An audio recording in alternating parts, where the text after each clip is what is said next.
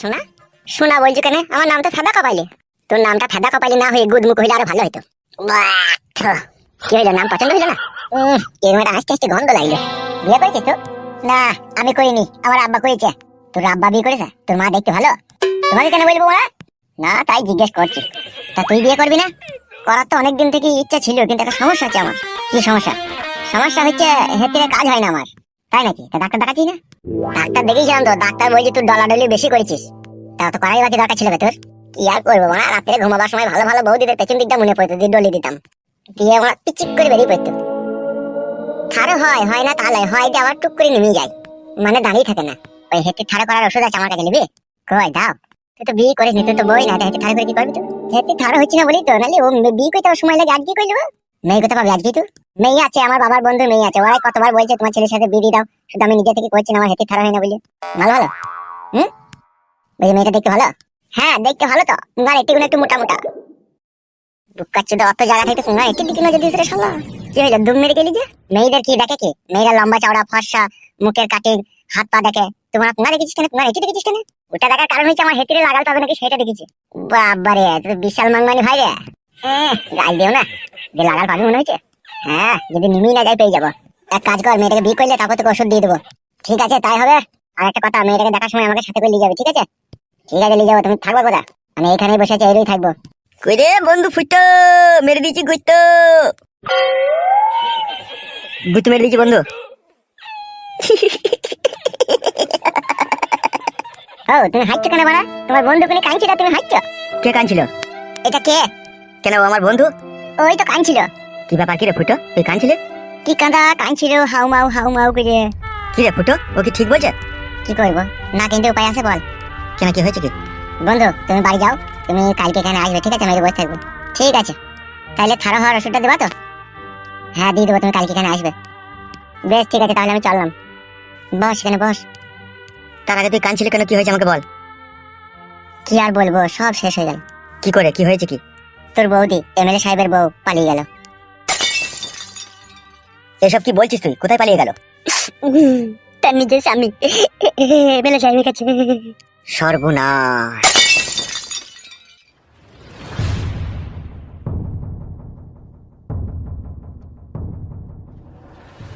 এই জামাটা পরে তোমাকে কিন্তু আজকে খুব সুন্দর লাগছে, একদম হিরো হিরো লাগছে।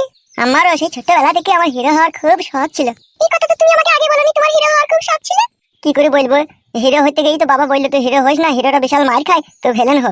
তো আমিও চিন্তা ভাবনা করে দেখলাম, আমি যদি ভিলেন হই তাহলে লোকে আমাকে খারাপ বলবে, আর হয়নি বউ, কোনোটাই হতে পারেনি। সত্যি ফালতু, তোমার মতো ছেলে এই জগৎ ঘুরলে আর দুটো মিলবে না।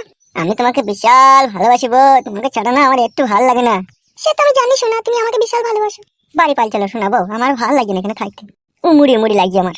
আমারও এখানে থাকতে ভালো লাগছে না, আমারও বাড়ি যেতে ইচ্ছে হচ্ছে।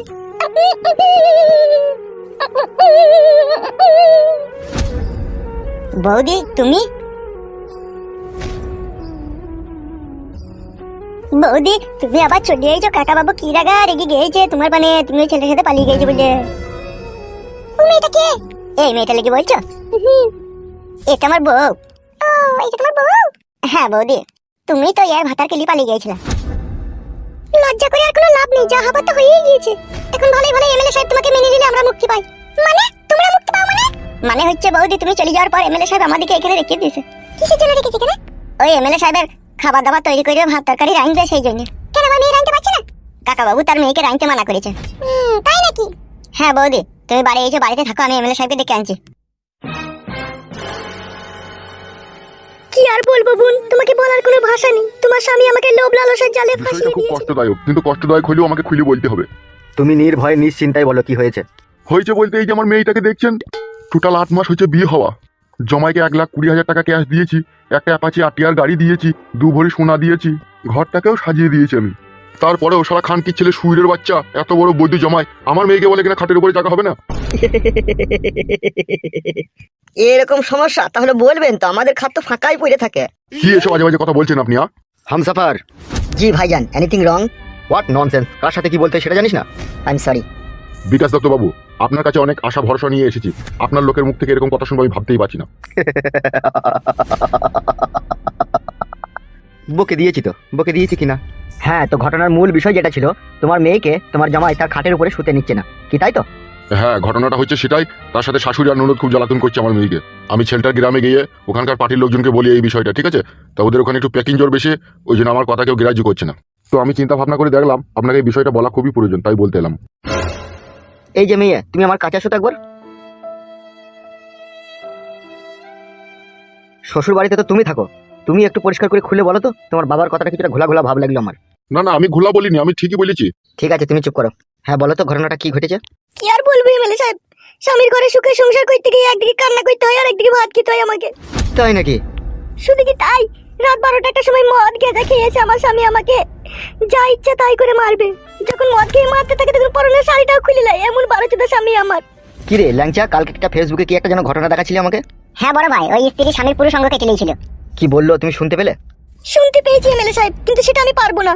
বড় ভাই, এ স্বামী ভক্ত মেয়ে, এ পারবে না গো, এ অন্য মেয়ে হলে পাইতো পুরুষঙ্গ কেটে নিতে। তাহলে তুমি বলতে চাইছো তুমি পারবে না, তাই তো? এমএলএ সাহেব, এরকম শিক্ষা দিয়ে আমরা মেয়েকে মানুষ করিনি যে স্বামীর বাড়িতে গিয়ে আমার মেয়ে একটা অন্যায় কাজ করবে। শোনো হিমাচল বাবু, বর্তমান যা যুগ পড়েছে, যদি কোনো মেয়ে তার স্বামীর ঘরে যেই শক্তপোক্ত হয়ে যদি না থাকে, তো তার সংসার করাই সেখানে কঠিন ব্যাপার হয়ে পড়বে। তাহলে আপনি যেটা এখন বলতে চাইছেন, জমায়ের পুরুষ অঙ্গ কেটে নেবে নাকি?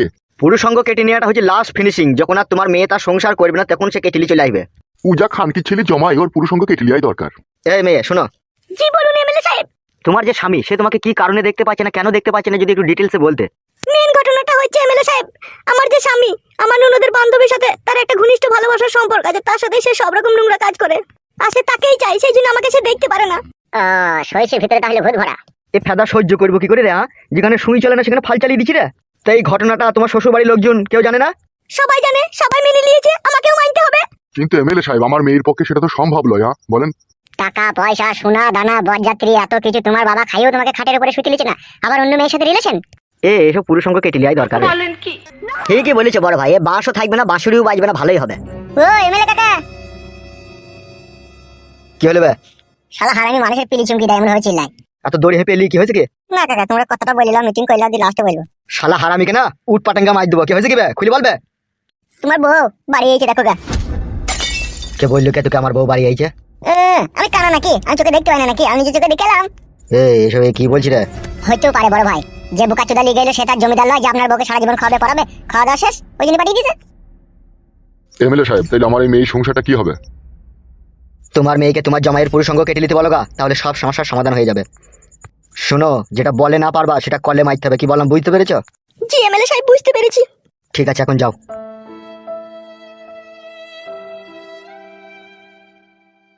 কি রে, তুই যা বলছিস তা কি ঠিক? চোখ ছুঁই বলছি কাকা, বিশ্বাস করে সত্যি করে বলছি। বড় ভাই, এ তো কাটা ঘায়ে নুনের ছিটে। মাথার মগজে আগুন ধরে গেল রে। কি কথা শোনালি রে ফালতু, মাথায় নষ্ট। এই মনে আমার অনেক কষ্ট রে ফালতু। আমার কোনো দোষ নেই কাকা, যেটা সত্যি সেটাই বললাম।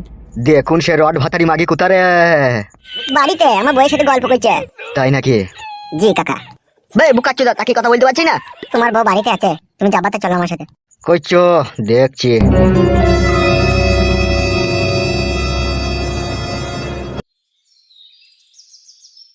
হারে ল্যাংচা, এই জনির ভিতরে বিষ ফোড়া হয়ে গেল তোরে। ও গলি দিবে, ও হচ্ছে এমএলএ বিকাশ দত্ত।